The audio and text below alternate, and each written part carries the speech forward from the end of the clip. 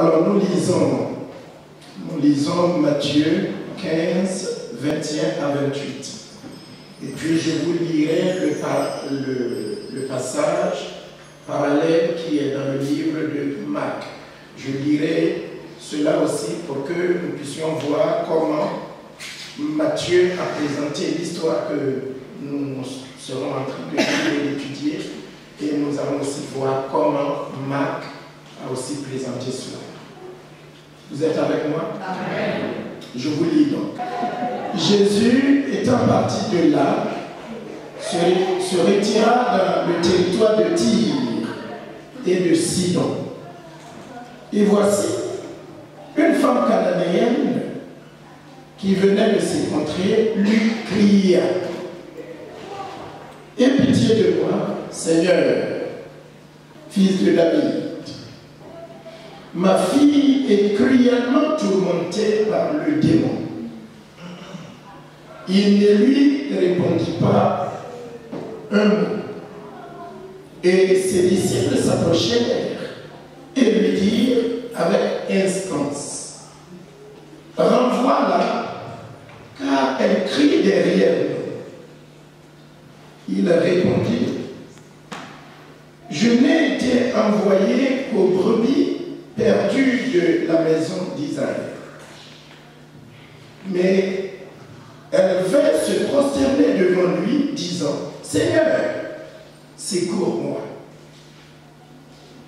Il répondit: « Il n'est pas bien de prendre le pain des enfants et de le jeter aux petits chiens. » « Oui, Seigneur, lui dit-il, mais les petits chiens mangent les miettes qui tombent de la table de leur maître. » Alors Jésus lui dit: « Femme, ta foi est grande, qu'il te soit fait comme tu veux. » Et alors même, sa fille fut guérie. Que le peuple de Dieu dise Amen. Amen. Le passage parallèle qui raconte la même histoire se trouve dans l'évangile de Marc, au chapitre 7, du verset 24 à 30, que je voudrais vous lire. C'est la même histoire, mais Marc l'a écrit d'une autre façon. Marc, chapitre 7, 24 à 30. Je lis. Jésus, étant parti de là, s'en alla dans le territoire de Tyr et de Sidon. Il entra dans une maison, désirant que personne ne le suive. Mais il ne put rester caché, car une femme dont la fille était possédée d'un esprit impur entendit parler de lui et vint se jeter à ses pieds. Cette femme était grecque, syro-phénicienne d'origine. Elle le pria de chasser le démon hors de sa fille.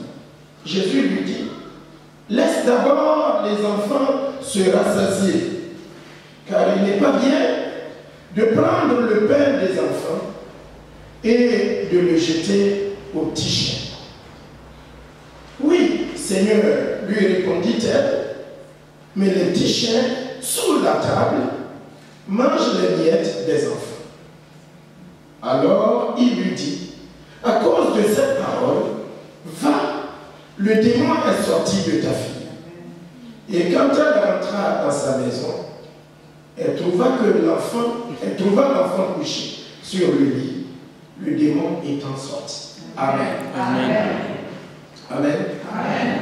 Et l'étude d'exhortation d'aujourd'hui, je l'ai intitulée Foi, prière et persévérance. Foi, prière et persévérance. Est-ce qu'on peut répéter le thème de notre message d'aujourd'hui? Foi, prière et persévérance. Votre voix est un peu faible. Est-ce qu'on peut le dire fort? Foi, prière et persévérance.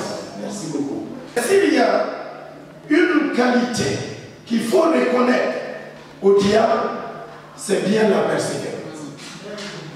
Il est persévérant à pousser surtout les chrétiens au mal. Il est persévérant à faire du mal. Jésus disait de lui que le voleur, Jean 10, le voleur ne vient que pour voler, égorger et détruire. Le diable est un voleur.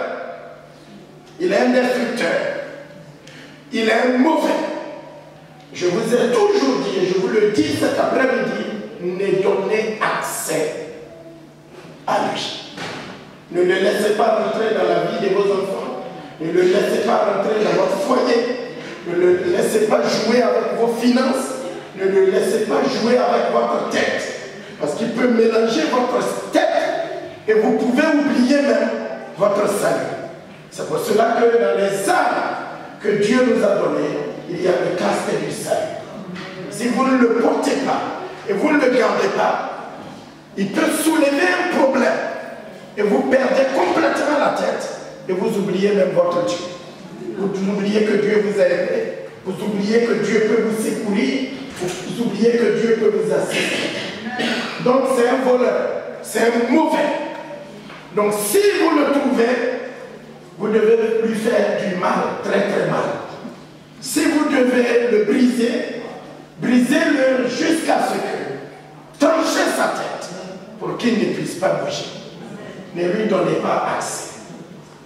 Mais ce que je disais en introduction de mon message, c'est que s'il a une chose qu'il faut reconnaître, parce que quand tu as un adversaire qui a des qualités, des tactiques, il ne faut pas fermer les yeux dessus. Il faut reconnaître et pouvoir contrecarrer. S'il y a une chose que notre ennemi, l'ennemi de notre âme, a, qu'il fait et qu'il ne se lasse jamais de faire, c'est qu'il est persévérant. S'il veut te tenter, il ne viendra pas une fois, il te tente quand tu as surmonté la tentation, il laisse et il s'en va. Non, il n'est pas comme ça. Si c'est suspendu, s'il suspend la tentation, que tu n'as pas pris, il rabaisse. Si tu n'as pas pris, il les pose à terre. Si tu n'as pas pris, il met sous ta porte. Parce qu'il est persévérant. Amen. S'il veut t'attaquer, il ne t'attaque pas une fois. Vous voyez que quand Jésus devait venir au monde, à l'annonce même déjà, comme il savait que Jésus est un des grands de ses ennemis, déjà, quand Marie et Joseph étaient fiancés déjà, il a commencé à vouloir tout mélanger. Donc, il a fallu que Dieu se révèle à Joseph pour ne pas divorcer avec sa fiancée. Quand l'enfant était dans le sein de sa mère déjà, le diable n'était pas content. À sa naissance, pour ceux qui sont habitués à lire la Bible, à cause de la naissance de Jésus-Christ, combien d'enfants n'étaient pas morts pour pouvoir éliminer l'enfant de Jésus-Christ? Donc déjà, quand le père et la mère devraient se rencontrer, il était déjà en ébullition. Donc ne laissez pas le diable parce qu'il est persévérant. Quand la mère était enceinte, que de persécution. Quand Jésus est né, beaucoup d'enfants ont été éliminés parce que l'ennemi voulait éliminer l'enfant Jésus-Christ. Quand il est né déjà, il a fallu prendre l'enfant et aller en Égypte pour ne pas que ceux qui cherchaient à éliminer l'enfant aient ça. Quand plus tard, Jésus est venu et qu'il a commencé son ministère, il a été emmené au désert. Et là-bas encore, le diable l'a poursuivi. Est-ce que vous me suivez? Donc il a persévéré. Lors des fiançailles, lors du mariage, lors de la grossesse, quand il est né, quand il a commencé son ministère, il a poursuivi au désert. Quand Jésus a fini de jeûner et prier, il allait lui demander si tu es vraiment le Fils de Dieu. Tu as faim, non? Prends cette pierre, fabrique du pain et mange. Et il a fallu que Jésus, rempli du Saint-Esprit, ferme je ne veux pas prononcer le mot, du diable.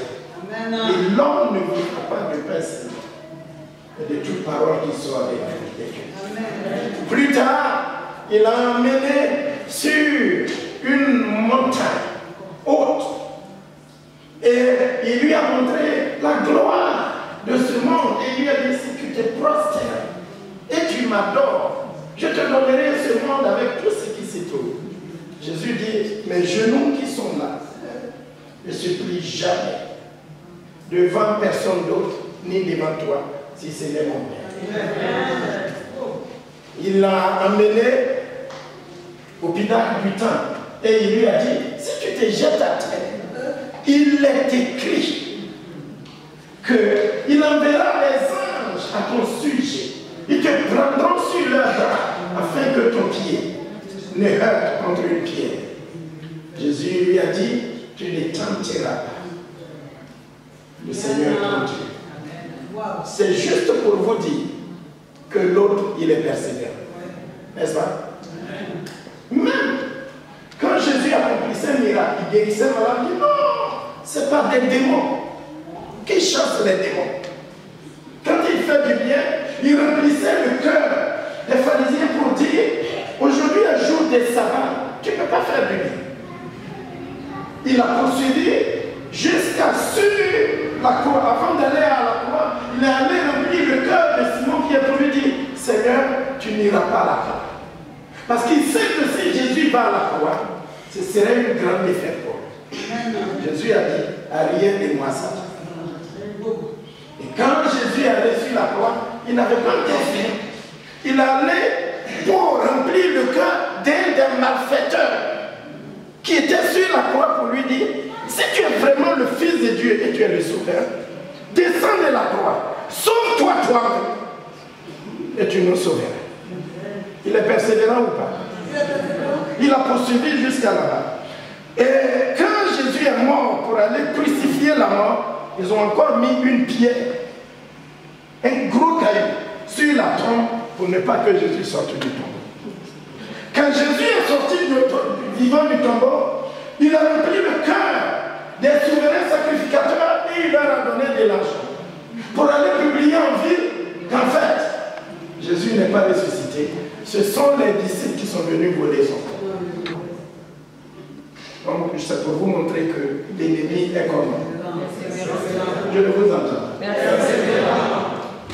Quand Jésus est mort et ressuscité et qu'il allait au ciel, aujourd'hui encore, ça continue de crier sur la terre qu'en fait, Jésus n'est pas mort, qu'il n'est pas ressuscité, qu'il allait au ciel, d'ailleurs, qu'il ne reviendra.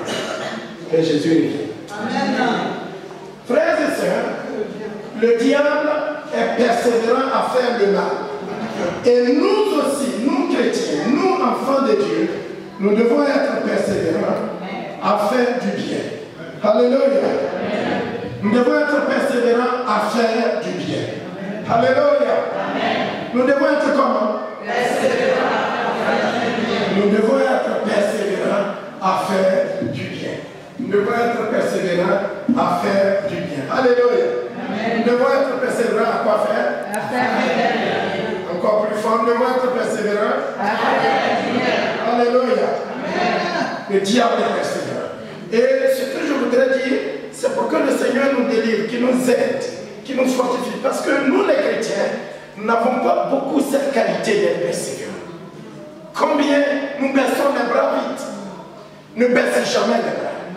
Tant que tu es dans la bonne voie, tant que tu es sur le chemin, sois persévérant. Alléluia. Ne sois pas persévérant dans le mal.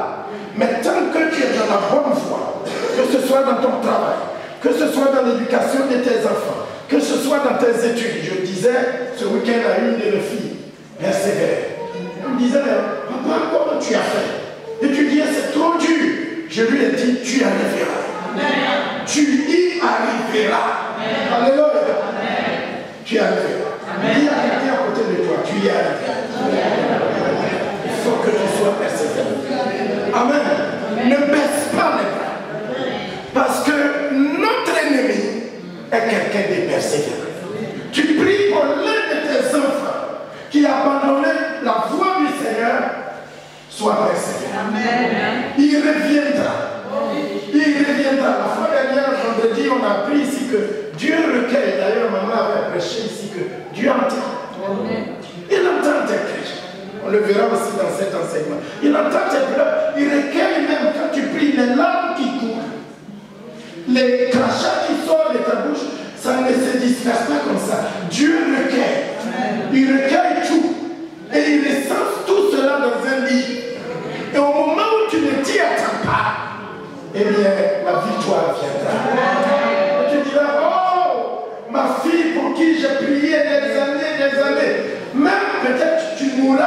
bénira, mais elle viendra témoigner que c'est la prière de ma mère, c'est la prière de mon grand-père. Persévère, persévère, ne baisse pas les bras, ne te décourage pas, n'abandonne pas. Donc, prière, foi et persévérance. Et nous allons voir dans ce sermon comment Jésus a loué la foi de cette étrangère. J'ai lu exprès Matthieu et Marc pour que vous voyez que cette femme est étrangère, elle est grecque, elle est syro-phénicienne. Les étudiants de la Bible, vous pouvez rechercher son origine, mais c'est une femme étrangère. Ça veut dire qu'elle n'est pas juive. Donc dans la norme, la foi, c'est pour les juifs. Mais voici une femme étrangère, non juive, qui a fait la démonstration d'une grande foi. Elle a cru en Jésus-Christ. Et sa foi a payé. Sa prière a payé. Sa vie de persévérance a aussi payé. Et je voudrais vous inviter, frères et sœurs, Église de Jésus-Christ, à être persévérant, à prier sans cesse et à croire en Dieu. Jésus dit dans Matthieu 15, le verset 28, voici ce que Jésus dit de cette femme. Alors Jésus lui dit, femme, ta foi est grande. Femme, ta foi est grande. Qu'il te soit fait comme tu veux. Et à l'heure même, sa fille fut guérie. Quand je retourne dans l'évangile de Marc, Marc aussi dit la même chose, mais il le dit différemment. Voici ce que Marc dit de cette femme. Alors, il lui dit, à cause de cette parole, va, le démon est sorti de ta fille. Et quand elle rentra dans sa maison, elle trouva que l'enfant était couché sur son lit, le démon étant sorti d'elle. Amen. Ta foi est grande. La femme syro-phénicienne ou la femme grecque est un modèle de foi, mais une grande foi. Église de Dieu, ayons foi en Dieu. Alléluia. Aie foi en Dieu. Ma soeur, aie foi en Dieu. Toi dont la foi baisse, toi qui es désespéré, toi qui es dans une grande souffrance, toi qui attends quelque chose qui n'arrive pas, aie foi en Dieu. Aie foi en Dieu. Secoue quelqu'un à côté de toi et dis-lui, regarde la personne en face. Si c'est un frère, si c'est une soeur, dis-lui, aie foi en Dieu. Aie foi en Dieu. Place ta foi.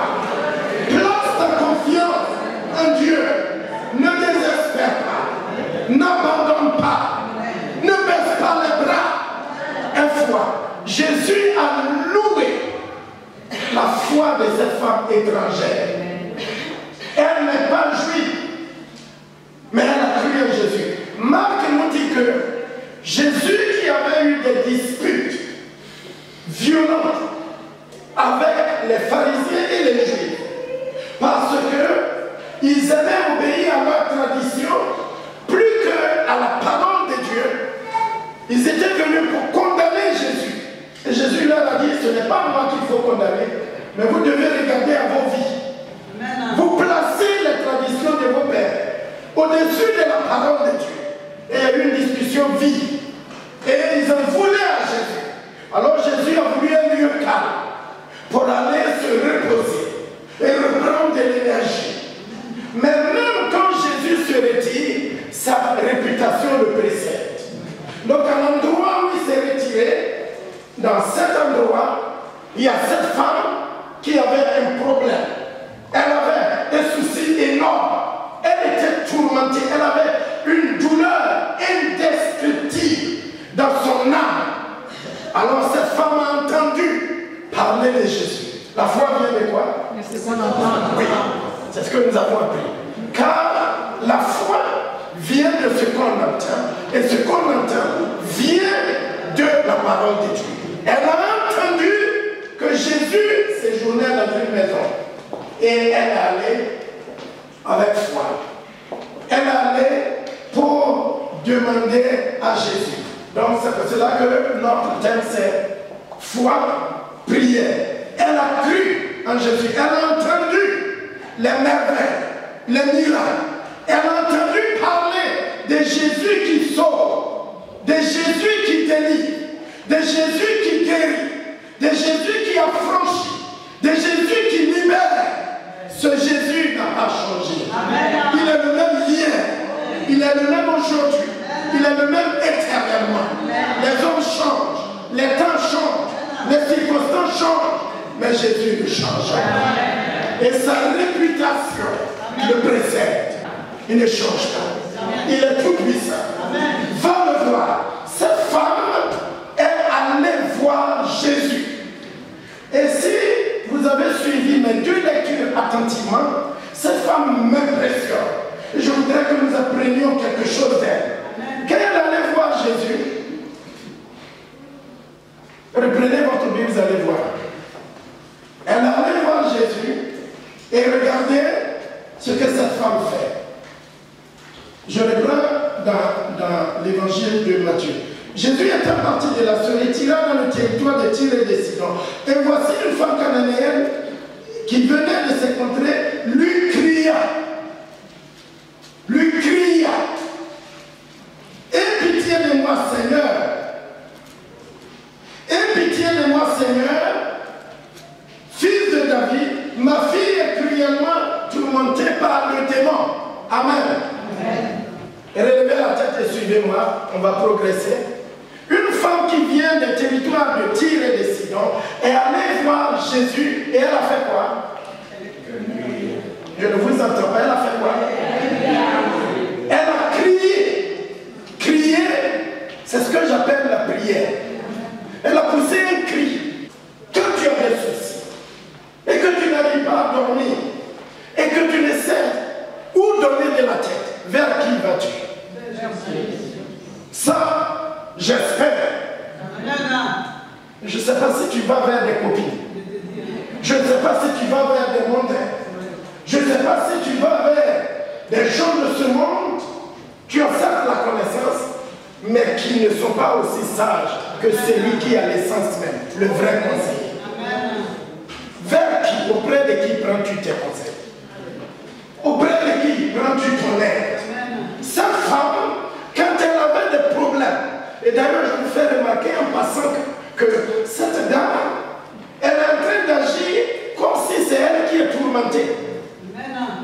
Quand elle est allée, elle dit à Jésus, aie pitié de moi. Pourtant, ce n'est pas elle qui est tourmentée par des esprits mauvais. Ce n'est pas elle qui est possédée par un esprit qui l'empêche de vivre et d'être en paix. C'est sa fille. Mais elle s'est tellement identifiée. Sa fille sort de ses entrailles. Sa fille sort de ses organes. Sa fille, c'est sa vie. Donc elle est intimement liée à sa fille. Et comme sa fille n'est pas en paix, et que personne ne pouvait aider sa fille, alors elle est allée voir Jésus. Et elle a dit à Jésus, aie pitié. Elle n'a même pas dit, aie pitié de ma fille. Mais elle dit, le lien est tellement fort. Vers qui te tournes-tu? Peut-être que tu t'es tourné vers des hommes, mais je te rappelle cet après-midi de te tourner vers Jésus.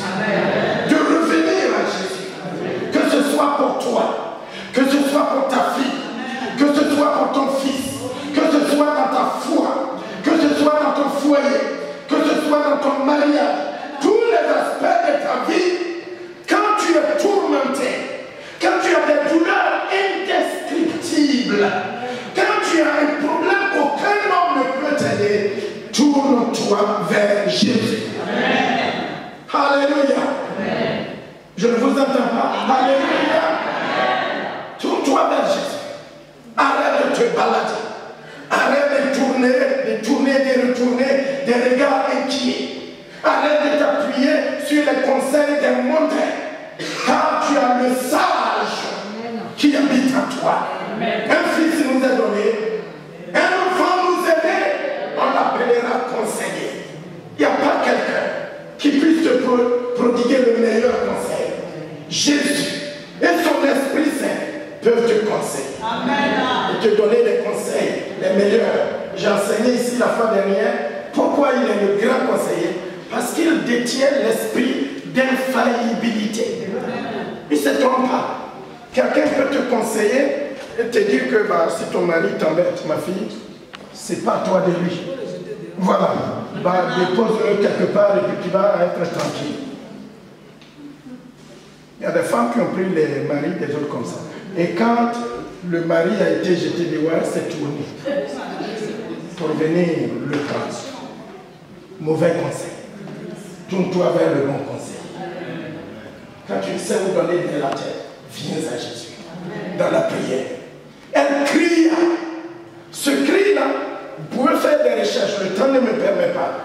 Mais quand quelqu'un crie, je l'intitule prière, mais c'est un cri de détresse. C'est un cri de douleur. Parce que sa fille était tourmentée. Elle était malade. Le diable est mauvais, frères et sœurs. Satan est mauvais, ne jouez pas avec lui. Ne lui laissez pas un seul aspect, ni à votre vie, ni à la vie de vos enfants. Parce qu'il tourmente, il trouve, il détruit, il égorge, il extermine. Mais Jésus donne la vie. Et elle est venue voir Jésus et elle a dit, Jésus, aie pitié de moi. Elle cria à Jésus, c'est la prière. Prions sans cesse. Prions avec ferveur. Prions avec instance. Parce que notre Dieu nous entend. Église de Jésus-Christ, réveillons-nous dans la prière. La prière dans nos maisons. La prière dans nos cellules. La prière en famille. Même quand nous sommes seuls, nous ne sommes pas seuls. Parce que Emmanuel est avec nous. Prions. Prions. Et prions. Elle s'est tournée vers Jésus. Et elle a commencé à crier. Amen. Amen. À crier vers Jésus, à prier. Et quand vous croyez en Jésus et vous priez, il y a des obstacles. Nous allons voir dans la vie de cette femme syrophénicienne 3 gros obstacles. Et après, nous allons passer à la persévérance de cette femme. Quand vous priez, il y a des obstacles. Il y a des choses qui s'élèvent pour empêcher vos prières d'être entendues. La première chose, le premier obstacle que nous voyons, c'est le temps qui s'écoule. Vous êtes avec moi? Amen.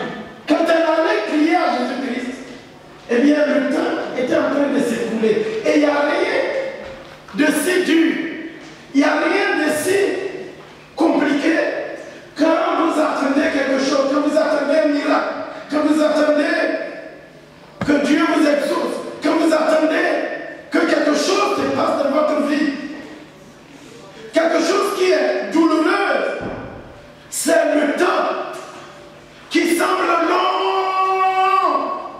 Alléluia. Vous êtes avec moi? Amen. Quand vous demandez quelque chose, vous voulez l'avoir. Et quand vous ne l'avez pas tout de suite, le temps est long. Le temps vous semble long. Jusqu'à quand cette chose va arriver? Jusqu'à quand le miracle va se produire? Jusqu'à quand cette chose va se réaliser? Cette femme est venue voir Jésus et elle voulait la délivrance, le miracle tout de suite, que sa fille soit délivrée, que la joie elle danse, qu'elle soit heureuse, que la bonne nouvelle, mais le temps appartient à Dieu. Moi je ne dis pas que le temps est le second nom de Dieu, ça c'est les politiciens qui disent ça, le temps n'est pas le second nom de Dieu. Dieu est au-dessus du temps. C'est lui qui a créé le temps. Le temps lui appartient. Amen. Mais il contrôle le temps. Amen. Dites-moi, Dieu contrôle le temps. Dieu contrôle le temps. Et quand nous demandons, quand nous prions même avec foi, Dieu nous apprend la patience. Amen. Attends, une grossesse dure combien de mois? Quand votre enfant il naît, Au bout de 6 mois, on l'appelle comme prématuré. Pourquoi Dieu qui opère des miracles, s'il veut donner des enfants, il faut attendre 9 mois. Il faut d'abord avoir le mari ou la femme. Et ensuite attendre 9 mois. Il y en a même qui dépassent 9 mois. Le temps. Et ça joue. D'autres se marient, ils ont des enfants tout de suite. D'autres aussi doivent attendre des années, pleurer, prier. Pasteur, prie pour moi. Évangéliste, prie pour moi. Église, priez pour moi. Le temps est long. Oh Dieu, quand est-ce que tu vas nous exaucer? Mais je voudrais vous rassurer cet après-midi. Même si le temps est long, même si la prophétie est longue, même si la prophétie traîne, même si elle traîne, son terme est comment? Fixé. Elle se réalisera certainement. Ne désespère pas. Le temps est un obstacle. Des fois il paraît non. Quand est-ce que j'aurai mon diplôme? Quand est-ce que j'aurai mon mari? Quand est-ce que j'aurai ma femme? Quand est-ce que mon fils se convertira? Quand est-ce que j'aurai ce poste?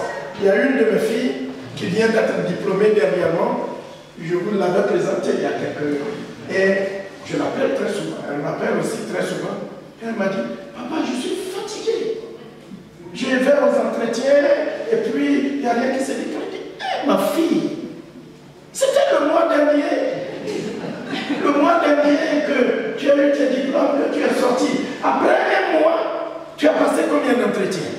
Quelques entretiens et tu es fatigué. Moi, je ne suis pas fatigué. Le temps lui paraît long. C'est normal, mais Dieu le fait. Dis à quelqu'un, Dieu le fait. Parce qu'il maîtrise le temps. Il contrôle le temps. Quand vous vous précipitez, quand vous vous adressez à Dieu, vous commettez des erreurs graves. Il y en a qui veulent prospérer, ils suivent des choses inutiles et ils ramassent des feux de paille. Ça s'allume tout de suite, ça s'éteint. La parole de Dieu dit, c'est la bénédiction de Dieu qui rend l'homme riche, et cette bénédiction n'est suivie d'aucune chose. Amen. Ne soyons pas pressés. Même si le temps joue contre nous, notre Dieu est plus grand que nous. Il maîtrise le temps. Il domine le temps. Il est le maître des temps et des circonstances. Je ne sais pas ce que tu vis. Je ne sais pas ce que tu traverses. Mais viens à Jésus avec ça. Même si le temps joue contre toi, il le fait. Il le fait. Il agira. Il manifestera sa gloire. Et tu riras. Mais en son temps. Il fait chaque chose en son temps. Il fait toutes choses bonnes en son temps. Attends le Seigneur. Attends son temps. Attends son moment. Attends son heure. Et tu verras sa gloire. Donc le temps est un obstacle qui des fois peut sembler long. Mais la Bible ne dit-elle pas que devant notre Dieu, 1000 jours sont comme un jour et un jour est comme 1000 jours. Donc il y a le temps qui jouait contre cette femme. Elle allait voir Jésus. Et Jésus a pris du temps. Et le temps était devenu long. Elle s'est humiliée au pied de Jésus. La deuxième chose qui peut constituer un obstacle, c'est le silence de Dieu. Donc il y a le temps et le silence de Dieu. Dites-moi silence de Dieu. Silence de Dieu. Il y a le temps et le silence de Dieu. Cette femme criait. Elle exprimait le désir de son cœur. Sa fille est en train de mourir parce que le méchant était en train de la détruire. Elle criait, Seigneur Jésus, fils de David, merci, aie pitié de moi, aie compassion de moi, ma fille est en train de mourir. Le verset 22, la parole de Dieu dit, Jésus ne répondit rien. Une femme qui crie sa douleur. Là, on voit une urgence, n'est-ce pas? C'est comme si vous envoyez quelqu'un en urgence. Des fois, la fois dernière, il y a quelques mois derrière, j'ai passé toute une nuit jusqu'au matin aux urgences. J'ai dit, il faut qu'on change le nom parce que ça, c'est pas de moi. Si je devais mourir,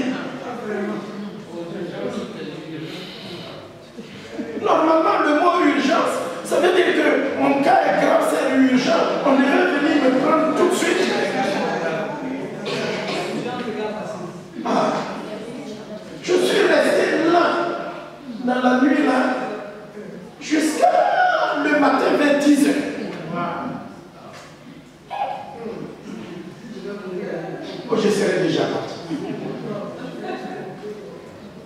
Il y a urgence. Mais Jésus ne dit rien. C'est là aussi qu'il faut examiner le silence de Dieu. Des fois, nous crions, nous jeûnons, nous faisons des veillées. Notre foi est requinquée. Nous faisons tout. Est-ce que je ne donne pas mes dîmes? Alors je vais donner mes dîmes. Est-ce que je ne fais pas d'offrande? Alors je vais faire mes offrandes. Je vais mettre ma vie en droite ligne. Je le fais. Je crie, je prie, je pleure, je me lamente, je me roule. Et Dieu fait silence. Le silence de Dieu peut être un obstacle. Et les gens qui n'ont rien compris avec notre Dieu, c'est là que nous commettons l'erreur. Oui, frères et sœurs, même nous en tant que des humains, des fois nous faisons silence. C'est pas vrai? Ou bien vous ne faites pas de silence. Il y a des moments dans votre vie où vous faites silence. Jésus, très souvent, ça fait partie de sa pédagogie. Notre Dieu est un pédagogue.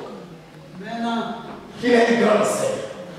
Et dans sa vie de pédagogue, il y a aussi le silence. Il y a des moments où Dieu ne dit rien. Notre Dieu n'est pas toujours le Dieu qui fait du bruit. Tu demandes, il a entendu, mais il fait comme s'il n'a pas entendu. Pourquoi Jésus fait silence? Parce qu'il voulait éprouver. Amen. Éprouver la femme. Pour voir ce qui est en elle. Il voulait remuer un peu la ténacité, la persévérance. Il voulait un peu remuer le cœur de cette femme. C'est pour cela que des fois Dieu fait silence. Vous m'entendez? Amen. Donc le silence de Dieu ne signifie pas que Dieu t'a oublié ou que Dieu est en retard. Mais quand Dieu fait silence, il a quelque chose à t'enseigner. Jésus ne dit rien. Alors mettons-nous à la place de cette femme qui souffre à cause de sa fille et qui levez la tête et partageons la parole ensemble. Vous êtes avec moi? Amen. Vous allez voir Jésus qui chasse des démons, qui guérit des malades, qui opère des miracles, qui fait de grandes choses. Vous venez avec instance, vous tremblez, vous priez, elle est à genoux. Oh Seigneur Jésus, fils de David, aie pitié de moi. Et Jésus est là comme ça.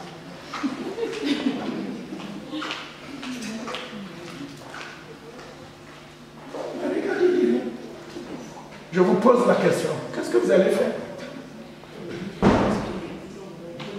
Réagissez. Vous allez continuer? Bravo. Il vous laissera, il vous regarde.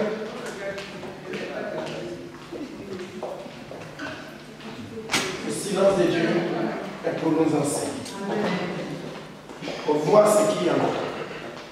Pour voir ta ténacité. Parfois derrière, puis là tu lui dis, mais c'est toi qui es le roi des Juifs. C'est toi dont on a parlé que je vois là maintenant. Dis quelque chose, tu ne dis rien. Il fait silence. Il y a des moments où notre Dieu calme dans notre vie. Ce n'est pas qu'il est absent. Ce n'est pas qu'il vous a oublié. Mais il veut que vous soyez ténaces. Il veut nous calmer. Il veut nous enseigner quelque chose. Que Dieu ouvre tes oreilles. Pour que tu puisses entendre. Amen. Amen. Est-ce que cette femme va partir? Non. Est-ce qu'elle va s'énerver? Non. Pour dire je me vais? C'est quel Jésus? Que je viens voir pour mes problèmes. Une urgence. Là, tu vas aux urgences. On l'appelle urgence. Mais il y a des gens qui sont venus aussi en urgence avant toi. Dieu fait chaque chose en son temps. Je suis resté de la nuit, même c'est même pas la nuit, vers 16h jusqu'à 10h. Urgence. Mais j'ai attendu. Les médecins et les infirmiers, ils allaient, ils venaient, ils s'occupaient des autres cas. J'étais là. Il faisait froid. Quand l'heure est venue, ils sont arrivés avec sourire. Ils m'ont pris. Ils m'ont fait la prise de sang. Colère ou pas. Il faut le travail. Pourtant, c'est l'urgence. Notre Dieu aussi a le droit de faire ça. Donc, les pressés vont abandonner. Je vais abandonner l'église et mon ami. Je vais abandonner Jésus et aller voir un féticheur. Je vais abandonner Jésus et aller voir un malade. Je suis pressé. Tu t'y trompes. Il y a le temps. Il y a le silence de Dieu. Et puis il y a aussi les disciples, les hommes. N'est-ce pas? Le rejet des hommes. Les disciples sont venus dire, Seigneur, il y a les hommes qui ne comprennent pas nos douleurs, qui ne savent pas le fond de ce que nous souffrons, mais qui voient l'iceberg, le dessus de l'iceberg. Les disciples sont venus voir Jésus et disent, Jésus, renvoie cette femme. Renvoie-la. Renvoie-la parce qu'elle est en train de crier trop derrière nous. Les gens l'ont rejeté. D'ailleurs, lisez la version de la Bible de Jérusalem. En fait, ils n'ont pas dit exactement cela. Mais souvent, les gens peuvent nous rejeter. Parce qu'il y a quelqu'un qui est rejeté qui est ici. Que Jésus t'accueille.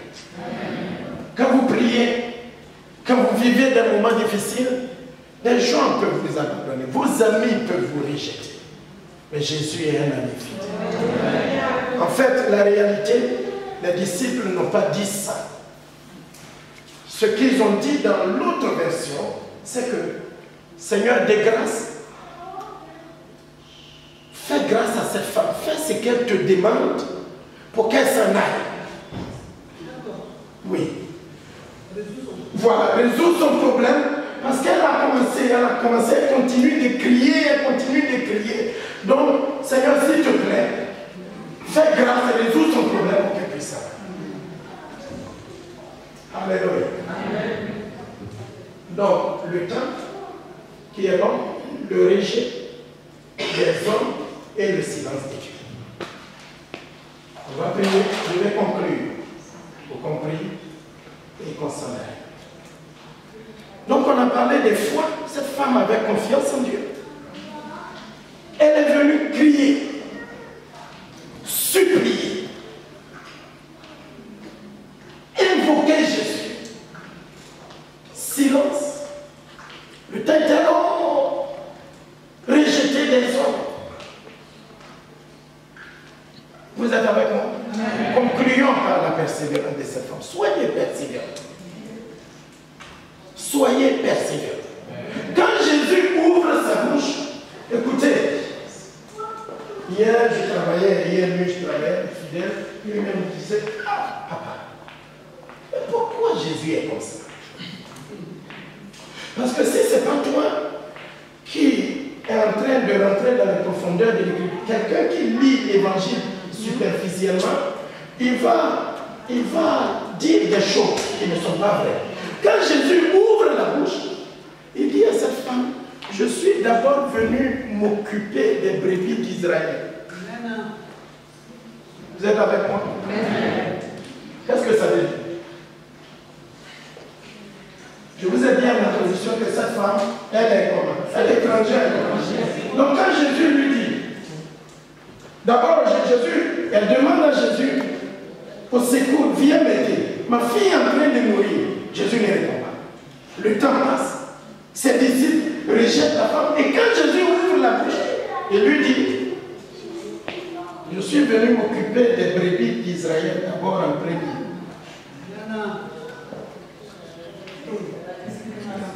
Oui. Ça veut dire que toi, ton cas est secondaire. C'est pas vrai?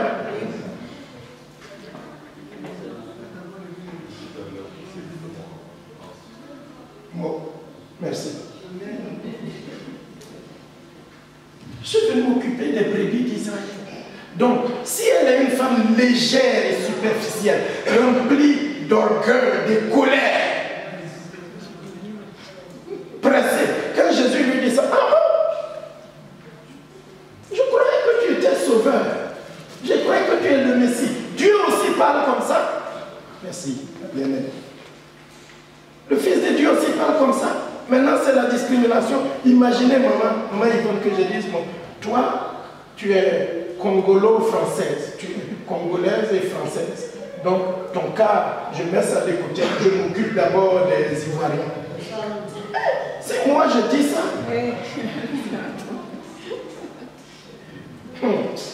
Que Dieu me garde de ça. Je suis venu m'occuper des brebis d'Israël. Ça veut dire que toi, reste d'abord à l'écart, madame. D'abord, tu dis rien. Et quand il ouvre la bouche, il regarde ce que Dieu dit. La réalité, c'est ça. Jusqu'où cette femme pouvait aller avec Jésus. Amen. Quand Jésus lui dit ça,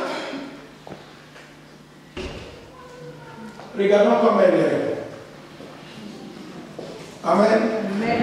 Quand Jésus lui dit, je suis venu m'occuper des brebis d'Israël, elle vint se prosterner devant lui disant, Seigneur, secours-moi. Elle a commencé d'abord par aie pitié de moi. Jésus ne répond pas. Quand Jésus ouvre sa bouche, Jésus l'enfant, tu n'es pas premier, j'ai des priorités. Je suis venu apporter le salut aux Juifs. Et après, ce sera ton tour. Mais elle est persévérante. Alléluia. Elle est persévérante. Elle est tenace. Pas de colère. Que Dieu te délivre de la colère. Que Dieu te délivre de la précipitation. Elle est venue et elle s'est prosternée. Quelle leçon on peut tirer ici? Dites-le fort. Dieu élève les uns et il abaisse les autres. C'est à moi que tu dis ça. Mais même quand les paroles de Jésus semblent dures, elle savait ce qu'elle voulait. C'est une femme déterminée, mais un. Que Dieu nous rende un. Toi et moi. Jésus dit, tu n'es pas première. Elle est à genoux. C'est-à-dire qu'elle est collée, scotchée. Elle voulait la solution. Dieu veut une église comme ça. Une église persévérante. Une église ténace. Une église forte. N'abandonne pas. Ne baisse pas les bras. Quand Jésus dit, je suis venu pour les brebis d'Israël, elle dit, mais voici à genoux. Je te demande pardon, secours-moi. Aie pitié de moi. Seigneur, au secours. Je n'irai pas. Je ne m'en irai pas. Je ne partirai pas d'ici. Tant que ma fille n'est pas délivrée. Persévérante et humble. Je conclue. Et quand les disciples disaient, Seigneur, envoie-la, et qu'elle criait Jésus au secours, elle demande à Jésus, Jésus, viens à mon aide, viens à mon secours. Jésus ouvre la bouche une deuxième fois et lui dit, Madame, ne prends pas la nourriture des enfants pour aller donner aux chiens.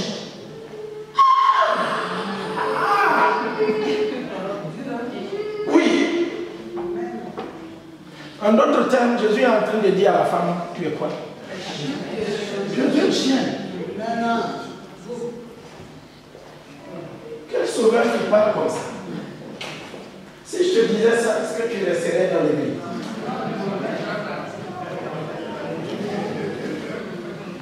Qui es-tu pour me traiter ainsi? Jésus dit, il ne faut pas prendre, madame, il ne faut pas venir prendre la nourriture des enfants. En d'autres termes, les enfants d'Israël, tu es une chienne, toi avec ta fille. Il ne faut pas prendre la nourriture, la guérison, pour aller donner aux chiens. Mais cette femme est merveilleuse.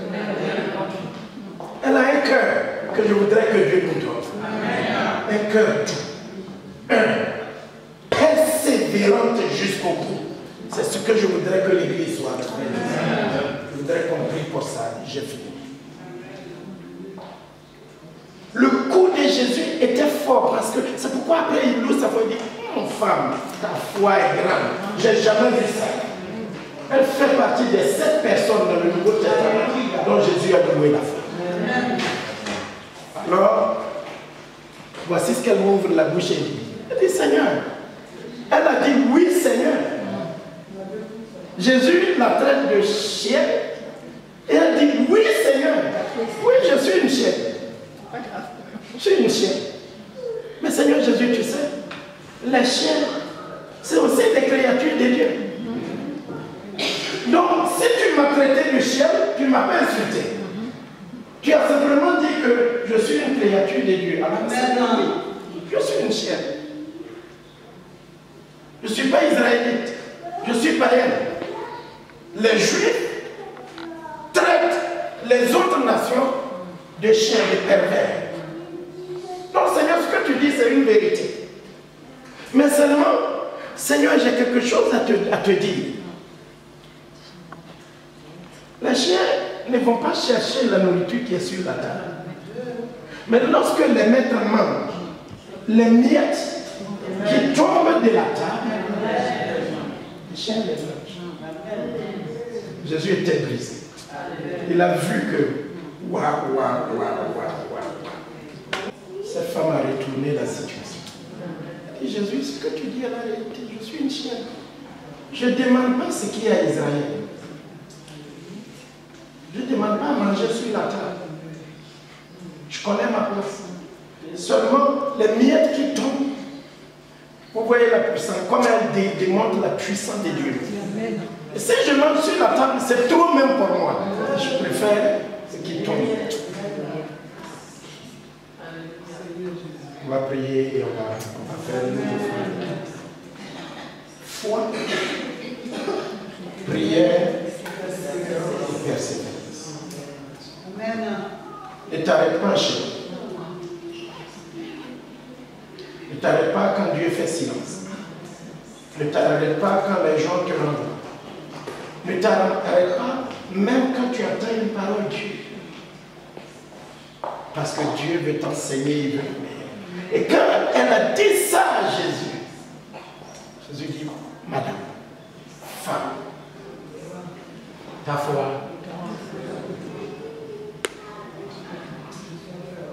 Oui, va à la maison.